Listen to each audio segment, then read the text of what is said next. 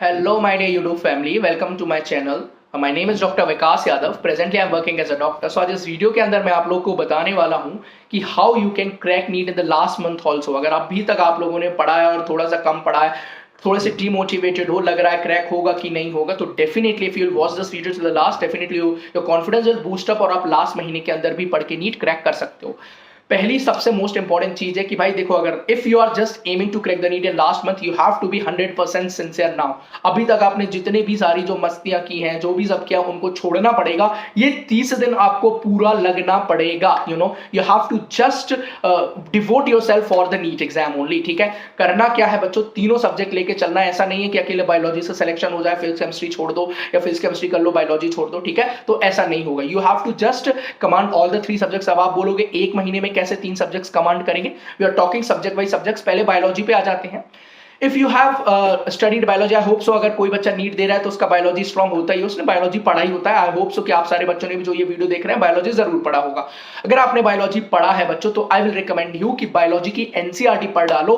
मैं आपको गारंटी से बोलता हूं, 5 दिन आप दे दो, आज से 5 दिन। ठीक है, अगर आप इन 5 दिन में 8-8 घंटे भी बायोलॉजी पढ़ते हो, फॉर एन एग्जाम्पल आप एक दिन का 14-15 घंटे पढ़ रहे होगे, पढ़ना पड़ेगा अगर नीट क्लियर करना है। आप अगर नहीं पढ़ रहे हो तो your preparation is not going well. ठीक है, 14-15 घंटा मिनिमम पढ़ना पड़ेगा। भाई मैंने 18-18 घंटे भी पढ़ा है। ठीक है, तो यस 14-15 में आप लोगों से उम्मीद कर सकते हो कि इफ यू आर स्टडीइंग, तो उसमें से 8 घंटे डेली बायोलॉजी को दे दो। 5 दिन का टारगेट बनाओ, 5 दिन में दोनों 11th और 12th की एनसीईआरटी आप पढ़ लोगे, मैं गारंटी दे रहा हूं। ठीक है, ये अगर आपने बायोलॉजी के अंदर पढ़ लिया तो आई कैन एश्योर यू, अगर आपने अच्छे से एनसीईआरटी पढ़ ली तो 300+ बायो में कहीं नहीं गए आपके। अब मैं आ जाता हूं डिट्टो केमिस्ट्री के ऊपर। तो केमिस्ट्री के ऊपर ओनली एंड ओनली जो इनऑर्गेनिक वाला पोर्शन है बच्चों, आई विल रिकमेंड यू कि जाके एनसीईआरटी पढ़ लो आप। तो इनऑर्गेनिक के अंदर आप डेफिनेटली एनसीईआरटी पढ़ लोगे, क्योंकि इनऑर्गेनिक में डिट्टो एसिड, जैसे बायोलॉजी रटते हो वैसे इनऑर्गेनिक रट के आप लोग इजीली आंसर कर पाओगे।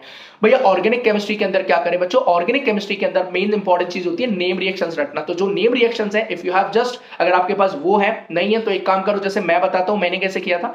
तो मेरा जो स्टडी टेबल था उसके सामने मैंने पूरी नेम रिएक्शंस लगा रखी थी। I think so they were around 50+ कुछ ऐसी थी। ठीक है, और उनको मैंने एक वाइट पेपर लिया और उसके ऊपर पूरा लिख के दिया। तो जब भी मैं रूम से आता जाता था, I used to just remember that. ठीक है, 10-15 दिन में मुझे पूरा रट गया था। नेम रिएक्शंस हो गई। उसके बाद जो एनसीईआरटी के अंदर जो आपके सॉल्व्ड एग्जांपल्स दिए, you have to just do that. अगर आपने उतना भी कर लिया तो आई कैन टेल यू कि yes you will able to solve the questions of organic. अब आ जाते हैं कि भाई फिजिकल केमिस्ट्री का क्या करना है और फिजिक्स का क्या करना है, ये दोनों मैं आपको साथ में बताता हूं बच्चों। देखो यार, फिजिक्स का ऐसा है कि आप सोचो कि लास्ट के 1 महीने में आप थ्योरी पढ़ो, फिर कॉन्सेप्ट पढ़ो, फिर सवाल लगाओ और कर लो, तो इट्स नॉट पॉसिबल।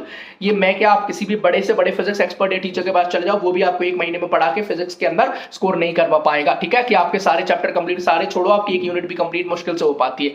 फिर क्या करें फिजिक्स के अंदर बच्चों? तो फिजिक्स के अंदर आपको करना है PYQs। ठीक है, it is not only for physics, it is for every subject, but मैं स्पेसिफिकली फिजिक्स वाले पोर्शन में इसलिए बता रहा हूं कि अगर आप 10 से 15 साल के नीट के PYQ फिजिक्स के लगा लेते हो ना, आई कैन गारंटी यू यार 100 नंबर तो आपके आराम से आ जाएंगे। ठीक है, इतना कॉन्सेप्ट आपका बिल्डअप होगा कि आप कम से कम 100 नंबर तो इजीली लेके आ सकते हो। Is it clear? तो अब जिन बच्चों को केमिस्ट्री के अंदर भी किताब पढ़ने में दिक्कत आ रही है, आप उसके साथ भी ये कर सकते हो, बायोलॉजी के साथ भी। तो आप कोई भी 15 साल के प्रीवियस ईयर की बुक ले लो, जहां से भी, या फिर आपके पास सोर्स मटेरियल जो भी हो, कुछ भी हो, आप उसको यूज कर सकते हो। उन सारे के सारे 15 साल के नीट के PYQ आप लोग लगाओ। ठीक है, अब जब आप वो लगाओगे तो बहुत सारे क्वेश्चंस आपसे बनेंगे, कुछ नहीं बनेंगे। You have to make a separate copy for each subjects, biology, physics, chemistry, अलग कॉपी बना लेना है आपको। उन कॉपी के अंदर आपको जो भी आप गलतियां फिजिक्स में कर रहे हो, उस सवाल को वहां सॉल्व कर लेना और टॉपिक लिख लेना। फॉर एन एग्जांपल, आपने ग्रेविटेशन वाले चैप्टर का कोई सवाल गलत कर दिया, कूलम्स लॉ का सवाल गलत कर दिया, तो लिख दो वहां कि भाई कूलम्स लॉ से सवाल गलत हुआ है। तो अगली बार जब आप फिजिक्स पढ़ोगे तो आपको पहले कूलम्स लॉ एक बार रिवाइज कर लेना है फटाक से। ठीक है, same happens with the chemistry and same happens with the biology. तो इस तरीके से अगर आप मिस्टेक नोटबुक बना के पढ़ोगे, डेफिनेटली कॉन्फिडेंस बढ़ेगा और जो गलतियां की हैं वो आपको पता रहेंगी। तो अगली बार जब आप पेपर देने जाओगे तो फटाफट से उस मिस्टेक कॉपी को याद कर लेना। और बच्चों सबसे इंपॉर्टेंट चीज क्या रहेगी, जब आप नीट का पेपर 7 मई को दोगे तो 6 मई और 5 मई, ये जो 2 दिन रहेंगे आपके आखिरी के, इन 2 दिन में आपको सिर्फ वही तीनों मिस्टेक कॉपीज पढ़ना है। तो बायोलॉजी में आपने जो 1 महीने में जितनी भी गलतियां की हैं वो सारी आपको पता चल गई, केमिस्ट्री और फिजिक्स में तो वो अलग अलग जो मिस्टेक कॉपी आप बनाओगे वो आखिरी के 2 दिन में आप पढ़ के जाओगे। I can guarantee you exam के बाद आके आप इस वीडियो को खोल के थैंक यू लिख के जरूर जाओगे कि very very thank you. Definitely वहां पे आपको सारे के सारे नीट के अंदर सवाल आप इजीली क्लियर कर पाओगे और होप सो आपका सिलेक्शन भी डेफिनेटली हो जाएगा बच्चों। ठीक है, सो या इस वीडियो को अपने दोस्तों के साथ जरूर शेयर करें। If you have gone through this video till the last, बच्चों चैनल को सब्सक्राइब कर लें if you are new on this channel, and please like this video. I will meet you in the next video. Children, bye bye, take care, keep hustling, keep rocking guys.